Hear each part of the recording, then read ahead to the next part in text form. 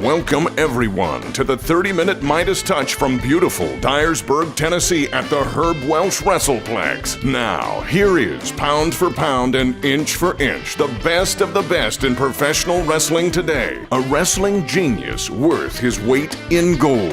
The Golden Boy, Greg Anthony. Ladies and gentlemen, welcome to the 30-minute Midas touch. I am your host, the Golden Boy, Greg Anthony, and with me, as always, is my co-host, the birthday boy, Mark Tipton. Oh, the birthday boy. Well, I suppose this is Mark Tipton's birthday, so to speak, and do appreciate you acknowledging that.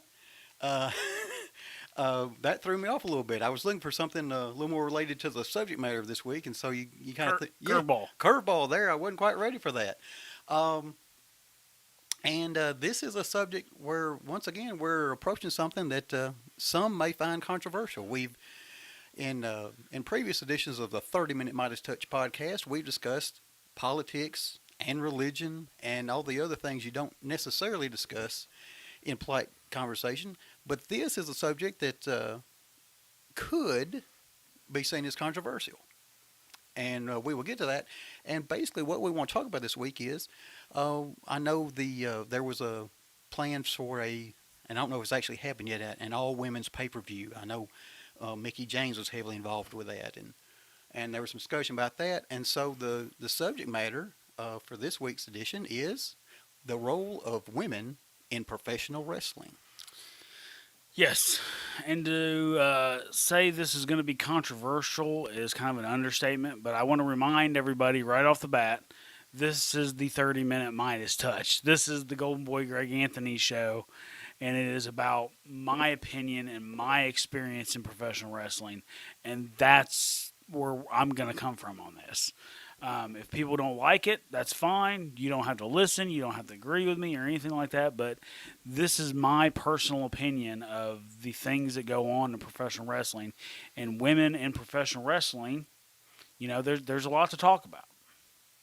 All right. I suppose the first thing we need to kind of say is the controversy that arises, and in recent years we've all heard about the women's revolution or evolution, and we saw the WWE pay-per-view, all women's pay-per-view, and a greater emphasis on the kind of importance of women's roles in professional wrestling. Now, women have always had a role in professional wrestling, and we'll discuss several men held roles that I consider to be very important to the history of pro wrestling.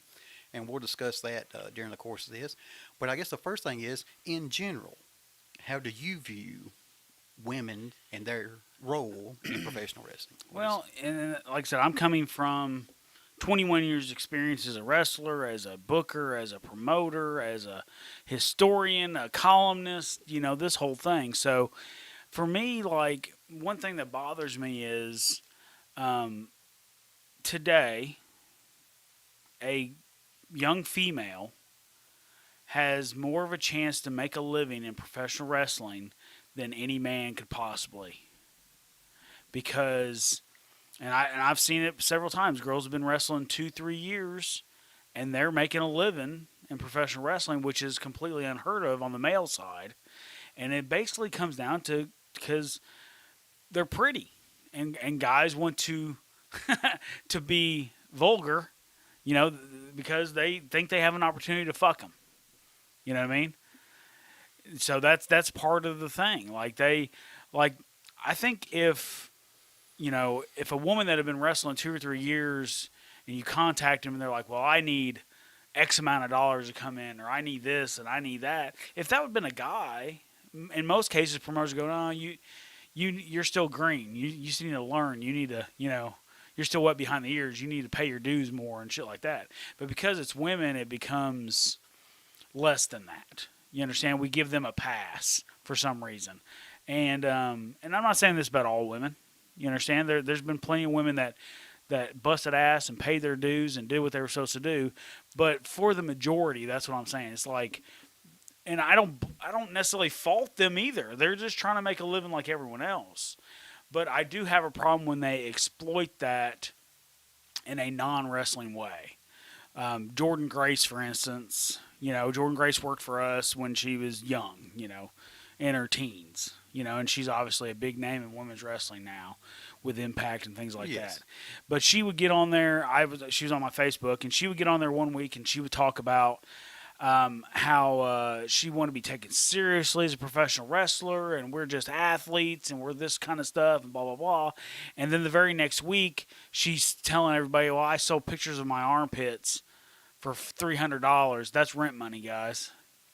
So, see what I'm saying? Like, it really, to me, it becomes, we start getting into the more, not professional wrestling, but more like fetish kind of stuff, and that's where I absolutely do not want professional wrestling to go.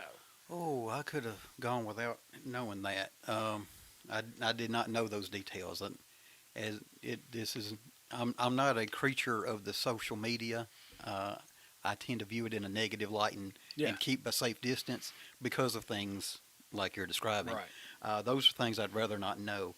I do want to come at this, and as I heard you describe, kind of your viewpoint, one of the things I thought is your criticism may not be directed as much at the women themselves as it is the way the business looks at women. Is that fair?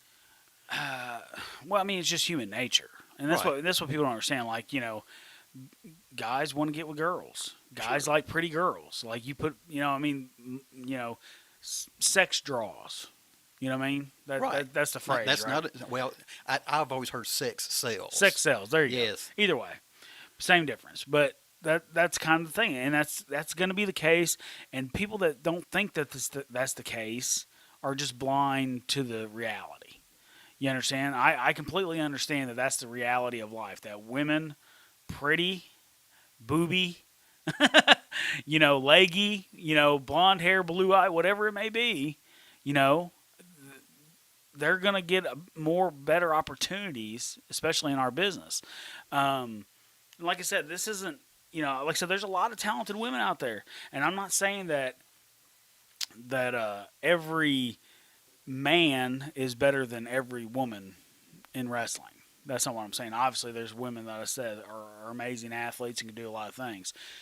I personally think, on average, though, if you took the average male wrestler and took the average female wrestler, then the male wrestler is going to beat her every time. You understand? Like, as far as talent goes. Sure. And that's kind of the problem we've seen with the women's revolution is that everybody thinks that they're Charlotte, or everybody thinks they're Sasha, or everybody thinks they're Bailey, right? And, like, there's very few women that are in that category. Certainly. But everybody thinks they are, so they want to go out there and they want to have the WrestleMania main event matches, go 20, 30 minutes when they're not. They don't have the skill set to do that yet. But because they're pretty, and we don't want to tell them no, and we want to keep them happy, they let them do whatever they want. And to me, it diminishes professional wrestling, and it diminishes the women's role itself. All right. Well, there you got into a viewpoint, and I'll try to mix two things here. That you kind of mentioned what I was getting about the way the business views them. Sometimes the lack of perspective that you're describing may be because there's no one around. You mentioned no one wants to tell them that, and so it doesn't necessarily shock me that they have a skewed view of themselves and where they rank as far as their development as a professional wrestler because no one is telling them so. And I want to get at one of the reasons why that may be and say what you think about this. You mentioned how someone who is young in their wrestling career would get advantages that a male wrestler in the same position wouldn't. Could I argue that the reason for that is simple scarcity? The amount of women who are involved in professional wrestling as a proportion compared to the amount of men who pursue professional wrestling as a career is relatively small. And so when you get a female who is interested, she's going to be in greater demand just because of supply. Yeah, I completely understand that perspective too. It's, but once again, like I said, it's not their fault. I mean, like, me and Bobby Eaton used to have this conversation because, of course, I'm a historian. I would talk about this guy and that guy, and he would go, well, I mean, what is he supposed to do? Tell him no? You know what I mean? Like, they're trying to give him all this opportunity. I mean, he may not be ready for it, but what's he supposed to say? Like, no, thank you. I don't want to make $100,000 this year. See what I'm saying? Absolutely. So I'm not, like I said, I'm not necessarily blaming women for it. It's just that I don't like the way, I don't like the way that people bow down and just give them breaks for no reason, for no talent reason. You understand? Like, I understand, like, Shawn Michaels, we talked about in the past, was one of the most difficult guys to work with. Yes. You know what I mean? He was very volatile and, just a hard person to be around, they said. But he was also one of the greatest in-ring performers in the history of professional wrestling. So with professional wrestling, it becomes a give or take kind of thing, right? So for me, it's like, if I got to deal with an attitude or this or that, same thing, you need to be good. You know what I mean? Because if you're not, you have no worth to me. You know what I mean? And I just see a lot of placating going around. All right. Well, to kind of get on this subject, and I'll try to come at it from my perspective is what I hear you describing. Really, if I thought about it, if I wanted to criticize the role of women in professional wrestling, the first thing I'm going to look at is what's commonly known as the Divas era. With the Divas, we saw a portrayal of women in professional wrestling. It was the Attitude Era that really, brought this into being. It was highly sexualized and salacious, or however you want to put it. And the in-ring wrestling was laughable, to be frank. Would that be fair for me to say? Oh yeah, absolutely. I mean, the Divas era, with obviously a few exceptions, Jazz being one. Absolutely. Jazz is one of the best women's wrestlers of all time, but also she was just as good as many men. You know what I mean? And that's what I'm saying. She's the exception to the rule, not the rule. You understand? Her, I think Trish did well, obviously. I think Lita did well, obviously. Were they perfect? No. But, I mean, they filled those roles to the best of their ability. And, of course, then we had women that weren't very good, like Eve Torres, for instance. I mean, she never really connected with me. As much as I like Tori Wilson, she wasn't great in the ring. Neither was Dawn Marie or any of those girls like that. They were simply there for eye candy, and that's kind of what that's what they were there for. And like I said, they made a great living doing it. So I can't fault them for that. But it just, like I said, yeah, I mean, the role in women has changed dramatically since Sherry Martel. Okay, you stole my thunder there. That's the name I was waiting to get to. She was going to be my counter to any criticism you want to have. Yeah, I mean, I love Sherry Martel. I think Sherry Martel is the greatest women's wrestler of all time. I think she's the greatest female personality in professional wrestling of all time. And I think she's top 5 in managers of all time.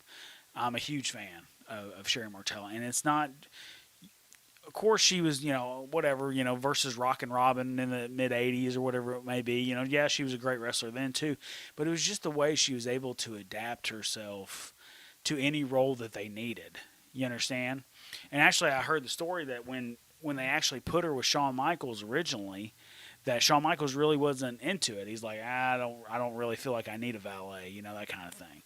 And then he kind of thought about it for a second. And he's like, well, she's a top guy.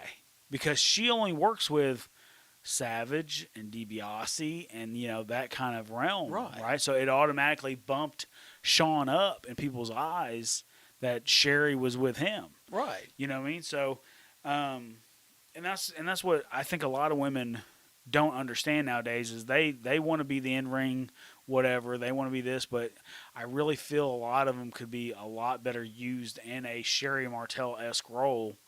Even Melina, right. Terry Runnels, right? Yeah. Yeah. No, well, Terry Runnels. Let's say Terry Runnels, if that's who you're referring to, because there was Melina, who was a Divas champion. Yeah, but she wasn't very good. But she was still her biggest thing was valeting. Yes. You know what I mean? And yes, there were some bra and panties matches and things like Well, that. there you get in. One of the things that I thought did a great disservice to the women's division, there were the bra and panties, the evening gowns, the pillow fights.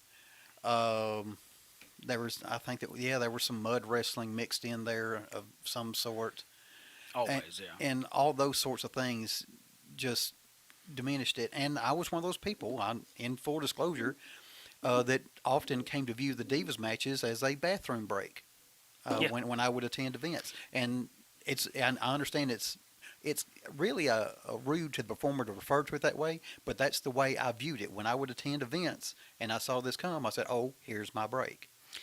Yeah. In wrestling, it's called the popcorn match, which means that the guys are going to go get their popcorn during that match.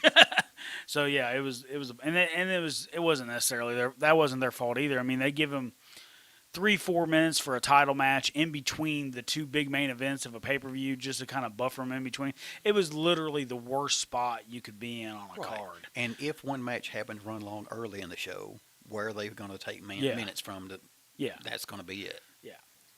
I did like that, and I mentioned Sherry Martel in one of our previous episodes, my admiration for her. And I guess what it is because, for lack of a better term, she got professional wrestling. She clearly understood what she was doing. She knew her role, and whatever that role was, whether it was in ring or at ringside, and she always embraced it with energy and gave you everything she had. And added to everybody. And think about that just for a moment. You have the Macho King, Randy Savage, and she added to that gimmick, right? The Macho Man, one of the greatest gimmicks of all time, or one of the greatest, personalities of all time, and she added to it. Same thing with the $1 Million Man. She added to that. And then the beginning of the Shawn Michaels thing with the Heartbreak Kid, I mean, that all really centered around her and him and how the chemistry was to make that work. So, yeah, we can't say enough great things about Sharon Motoya. That's actually one of my biggest regrets in wrestling. Is I was booked on one show with her, and she wasn't able to make it, and then she died like a couple months later. Okay. And that always broke my heart because I was like, oh, I was such a fan. I really wanted to, at least get some kind of memory with her. But, well, one other name that sprang up that's a very different persona, I would say, than Sherry, that I felt played a key role in professional wrestling history, and I want to see how you feel about this, and that was Miss Elizabeth. Yeah, and that's another, not a wrestler. No. You know what I mean? Just a straight valet, and wasn't really physically involved until later, when she was heel with the NWO stuff. And that really seemed out of place. To fit her. Yes, that was not the way I viewed her as a member of the audience. She was this gorgeous, beautiful woman that was in the corner, and you felt sorry for her because Macho Man mistreated her. And it was just like, I'm sure you've been there before too. You're the good guy in high school, and the girl you like is with this dickhead. And if I could just free her from that evil tyrant, that kind of thing. I think we've all been in that situation before, and that was the appeal of Miss Elizabeth. She was just this wholesome young, girl that, wow. Genuine. That's a very good word. Yeah, genuine. She was very genuine about that, and she just came across really like sweet and innocent, and that kind of thing. Yeah, and she did things very differently than Sherry. She was very influential. She did not speak a lot, but for instance, I recall her. I believe it was WrestleMania 4 when she leads Hogan down to the ring during Savage's matches, leading up to the championship and so forth. And she didn't say a lot, but her role in that was very key. And to me, that WrestleMania was one. I really enjoyed that one, and that story that they told that actually went all the way to WrestleMania 5, if you want to get down to it. And so I thought that was a case of a woman finding a role and then filling it and doing a great job with it, although not in ring. Absolutely. All right. I suppose one of the things I like to talk about is, how my view of women's wrestling kind of changed just as a viewer. Because we had gone through the Divas era and so forth, and when the WWE network started, And to me, the viewpoint from management changed around this time period.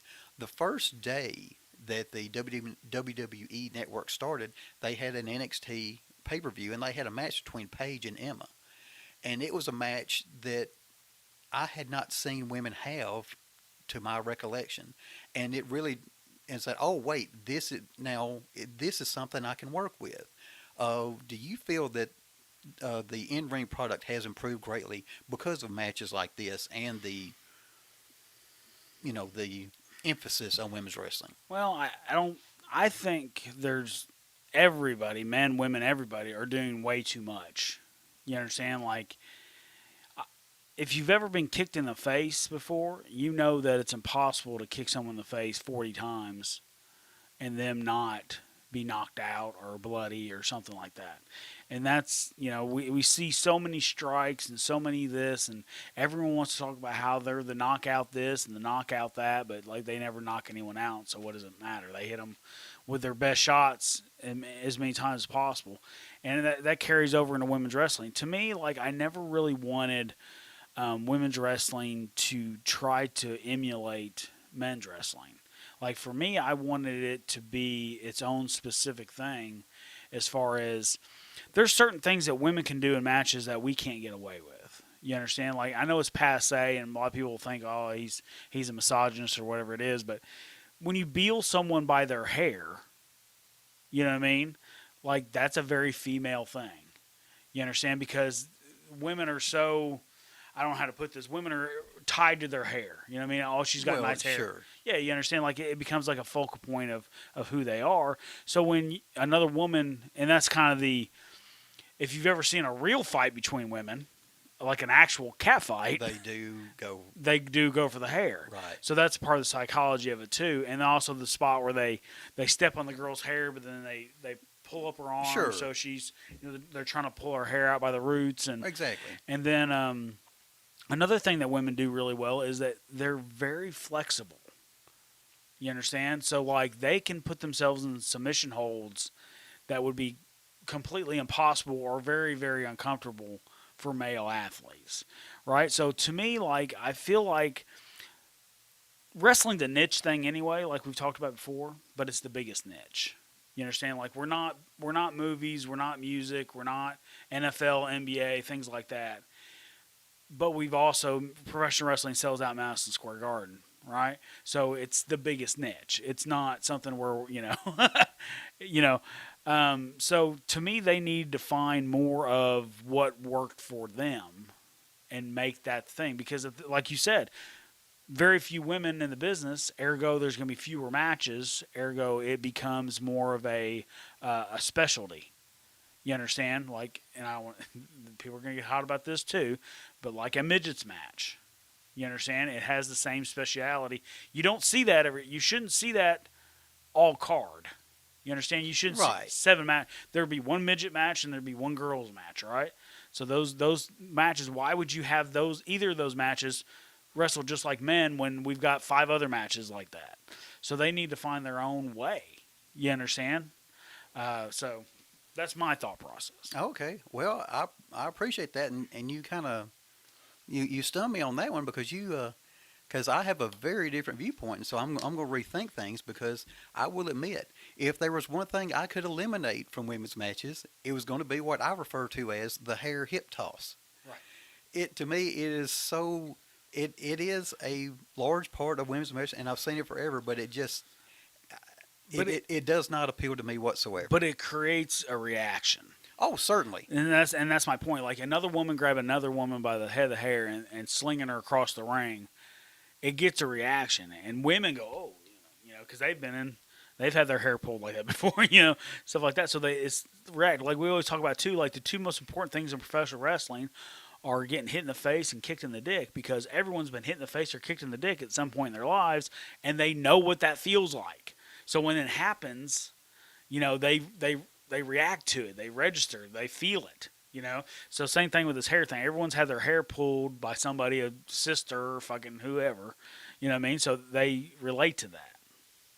All right. Well, and kind of going along that same thing, one of the things I've always felt with, as a member of the audience, I appreciated when you described it as having a match like men's matches. Ultimately, that's the type of entertainment I like. And so when I saw them, what I call look like they were having a match, when I went through the Divas era and I saw the ridiculous matches they have, that it wasn't wrestling. It wasn't anything. And ultimately, I'm a pro wrestling fan. Right. Now, do I expect them to do everything that the men do? No, absolutely not. And I understand that going in. But to see them, when I see that they understand and appreciate professional wrestling and are doing their best, even if they can't do all the things that some of the men do. When you talk about, now, if you want to talk about physically, like the gymnastic aspects of, say, AJ Styles or Ricochet or, guys like that, I don't necessarily expect them to do those sorts of things. There are very few men that can do those sorts of things. But when I see them actually having a match and I see a competitive, well put together match, I appreciate that as a member of the audience. And so that's a very different perspective from what you're describing. Yeah, I mean, and like I said, there's been plenty of matches. Like actually, Sasha versus Bailey from NXT Takeover a couple years ago. Thank you. That was You're talking about Brooklyn. Yeah, Brooklyn. Yes. I mean, that was an amazing match. They scared me to death. Yeah. The reverse hurricane runners off the top rope. Yeah, that was scary. Yeah. Please don't do that again. Please don't do that again. Yeah. But I mean, like, that was a great match. But like, that's what I'm saying. We had that one out of how many are televised. You understand? And like, to me, most of them missed the mark, but they fill a role. They fill that women's need in professional wrestling, so people kind of overlook it. Same thing with the main event at WrestleMania. When we had Ronda Rousey and Becky Lynch and Charlotte, was that right? Yes. In the main event at WrestleMania. First of all, I want to say that I sat 5 years before this and said there will never be a women's main event in WrestleMania. I said it won't happen ever. I was wrong. Yes. And they did it. Yes. But here's the thing. They did it. It wasn't a good match. They fucked up the finish. Yes. And yet everyone still praised them afterwards. You understand? And to me, that's indicative of what I'm talking about. Because if that would have been a guy that fucked up the finish at WrestleMania, then his water would have got shut off, and he never would have got another push again. You know what I mean? But for some reason, this was a paradigm-shifting main event. Oh, it's so historic. You know what I mean? We can't actually criticize them, because if we criticize them, then guess what? We're misogynists. No, it's not that. It's just that like I said before, I've never, same thing with race. I've never not booked somebody because they were black, and I've never booked someone just because they were black, right? It should always be about the wrestling at the end of the day. I don't look at a black wrestler or a white wrestler or a female wrestler. They need to be wrestlers, right? And like, if we're going to hold people to standards, then it needs to be standards for everybody. So like, to me, like, things like that bother me. All right. Well, getting on that WrestleMania main event, this is another potential source of disagreement between us, because I was a big supporter of Becky Lynch, and let me be fair. I have mentioned before that I'm a fan of Jim Ross, but not necessarily good old JR. I will tell you that I am and remain a big fan of Becky Lynch, but not necessarily a big fan of the man. You want to give me your impressions? Obviously, she was the winner of that main event, Yeah. so and this is how the business goes too. So Becky Lynch is kind of toiling away in wrestling. She's not getting over, and to me, it's because she's playing wrestler. She doesn't look believable. When she cuts a promo, it sounds like she's got marbles in her mouth. You can't understand her. She has all these issues going on. So in the midst of all this, Nia Jax busts her in the face and bloodies her. And like a good wrestler, right? You're about to make my point. Yeah, like a good wrestler, she didn't shy away from it, or she owned it and had the blood all over her face and finished the segment. And put it over. That was the good part. Now here's the bad part. That blew up, right? That moment blew up. Okay, So, first of all, what does it say about our business that we're so shocked when someone gets punched in the face? You understand? That's the whole basis of our business, right? So, the fact that she got hit in the face and everyone lost their shit, like, oh my God, did you see that? She got hit in the face and she's bloody. Well, no shit. It's professional wrestling. You should be believing this shit anyway. If you guys made the effort to make it believable to begin with, we wouldn't be in this situation. So, with that being said, she was created by that. You understand? I think that one moment, and she rode that son of a bitch like lightning. You know what I mean? Because I think that was the only thing that really got her over. Because to me, too, and women out here can correct me if they're wrong, but to me, it was almost misogynistic on her part to call herself the man. Which I understand that the man in historical wrestling terms is... It's a Ric Flair reference. It's a Ric Flair reference, but also being the greatest. You know, I'm the man. You know what I mean? When Right. Flair said it, he was the man. Triple H said it, he was the man. HBK, you know, so on and forth. So she was saying, well, I'm the man now. Like, all these other guys are nothing. I'm the man. I understand that perspective of it. But at the same time, like, why would you want to be the man? You're the woman. Right? Well, isn't that the whole thing of empowering women, like, you know, and being themselves and for who they are and what they are? But instead, we're going to push her as the quote unquote the man. It just seemed really, it didn't make, to me, it didn't make sense. No, well, I mentioned I wasn't a fan of the man persona, so to speak. And to me, it's because I don't think the WWE understood why the audience got behind her. I don't think they understood her very well. And our reaction, I'm going to say I'm fan here, our reaction to her, and I think they tried to turn her into something she wasn't. They made her some kind of quasi-combination of Stone Cold Steve Austin and Conor McGregor, and that it was nonsense. That's not who she is. And for those of you that's who no one is. Yeah, that would be impossible for anyone to get over. I will say for those of you whose first, introduction to her was the Nia Jax, and this is going to be, I'm going out on a limb here. I think Nia Jax was irresponsible, and I want to use the word sloppy. It was more than just a punch. She broke a bone in her face. Yeah. But beyond that, I would encourage you to watch. During NXT, where I got to introduce to Becky Lynch was in NXT. And where Becky Lynch got over with me, so to speak, was in a match she had with Sasha Banks there. It was a submissions match.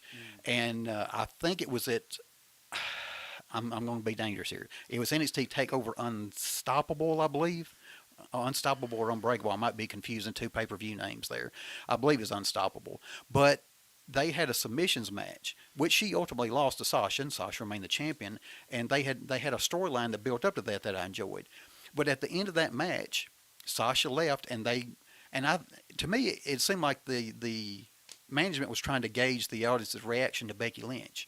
I believe this was the first time she appeared with her steampunk persona, which is still my favorite. It was the first time I'd seen her in that. And at the end of the match, when Sasha left, the audience began mimicking her theme music out of appreciation for the match that she and Sasha had put on.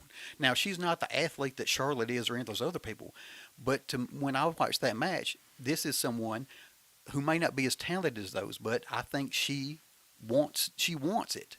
And so I got behind her at that point. And so I'm not a fan of the man, but Becky Lynch, absolutely. So, and that, I know which match you're talking about, too. So here's the thing, too, with that is the sun shines on a dog's ass every once in a while, too. You know what I mean? Like you said, she's not as good as the other girls, but she believes she is. You know, sometimes that confidence level is part of it. CM Punk had the same thing. CM Punk wasn't the greatest technical wrestler out there. You understand? He wasn't the most believable, but he walked into a room and he really believed he was the best in the world. You know what I mean? And that came across like thunder on television. You understand? Exactly. So same thing with Becky Lynch. Like, you know, like I said, she's not as qualified, in my opinion, as some of the others. I think she's very clunky in the ring. Like, I don't think she does things very smoothly, and I think that's part of it. But like you said, because of her confidence level, she's able to get some stuff over that shouldn't be able to get over. And I give her credit for that. But at the same time, I'm not a fan of her at all. All right, well, we'll disagree on that, but I do notice, I believe our time is We still got a little bit. We can, Oh, okay. There's one more thing I really want to cover. Oh, by all means. So, I don't know, Mark Tipton, have you ever heard of custom matches? Yes, I have heard of custom matches. Okay. So I've mentioned this on different podcasts over the years, and every time I mention it, it becomes like, what? What are you talking about? I've never heard of this before. No.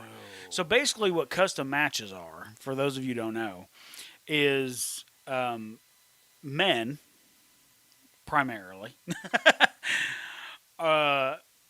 order matches. There's a company, and they'll order matches of this girl versus that girl. I want her to wear this. I want her to wear that. I want this move to happen, this move to happen, that move to happen. You know, this to be the finish, blah, blah, blah. So basically, you're letting a mark, book professional wrestling. You understand? So, like, that's one problem. The other problem becomes basically jack-off material for most guys, and that's the reason that they're doing it. So to me, it's like we talked about, moving more towards that fetish realm. And let me say this, it's very good money for these for these girls that do it. They'll do tapings, and they'll do 10, 12, 13 matches, and you can only imagine how much this money this guy is paying for these matches that turn around and get split between the girls and the promotion and stuff like that. It's a lot of money. And like, I've heard the numbers before, and it's pretty impressive, but at the same time, to me, it diminishes everybody. It diminishes the sport of professional wrestling. It diminishes the girls that do it. And I know I have a lot of of girls out there that I know and respect that have done it, but I personally don't agree with it. Okay, yes. It's not something I was eager to talk about, but because to me, with all due respect to everyone, I don't consider it pro wrestling. I have mentioned that we often see trends and things in our culture reflected in wrestling. And when those sorts of things, to me, it's along the lines of the OnlyFans and the girls on Twitch, those sorts of things. Private Snapchats. Exactly, those sorts of things. I put it more along that's being reflected in a wrestling format. But to me, it's not professional wrestling. It's something separate. Yeah, and that's kind of my thought process too, as far as if two girls, if we'll go back to Sherry Martel and Rockin' Robin have a match, and some guy gets aroused by it and jacks off, but it's a wrestling match, that's on him, right? But if you're creating something with the sole purpose, this is going to happen, you understand? Like, then that becomes pornography, and it becomes fetish stuff. And like, to me, that is if you're going to do that, then go do that. Go do porn. Go do fetish. I don't have any, to each their own, that kind of thing. I wouldn't want my daughter to do it, but to each their own, you know what I mean? But if you're going to be a professional wrestler, then let's stay on this side of the fence. You understand? Let's stay where professional wrestling lives. You know what I mean? We got enough trouble as it is without something like that. All right.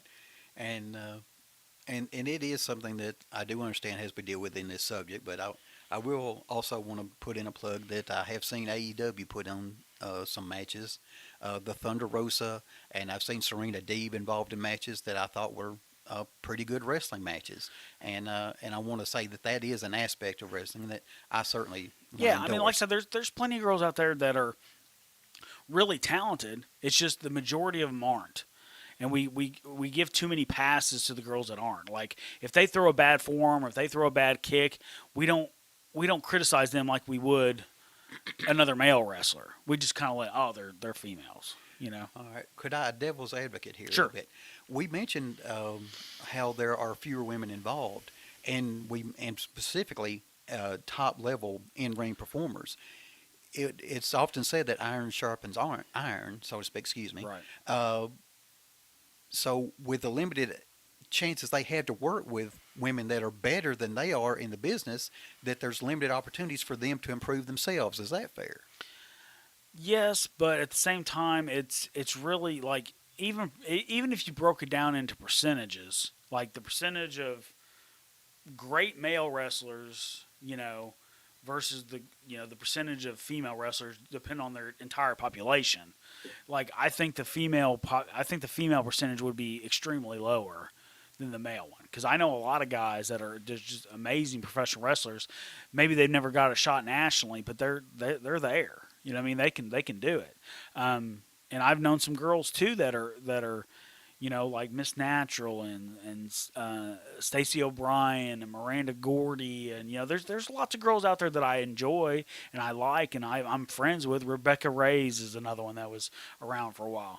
But like those girls, I have a connection with them, and they're just like one of the boys. You know what I mean? But it becomes kind of few and far between. All right. Yeah, we're we're way over. Man, we're fixing to hit 40 minutes. Oh, okay. For the first time ever, but this was obviously a big subject, and we had a lot to talk about. But I am the Golden Boy, Greg Anthony, and for my co-host, the birthday boy, Mark Tipton, thank you and goodbye.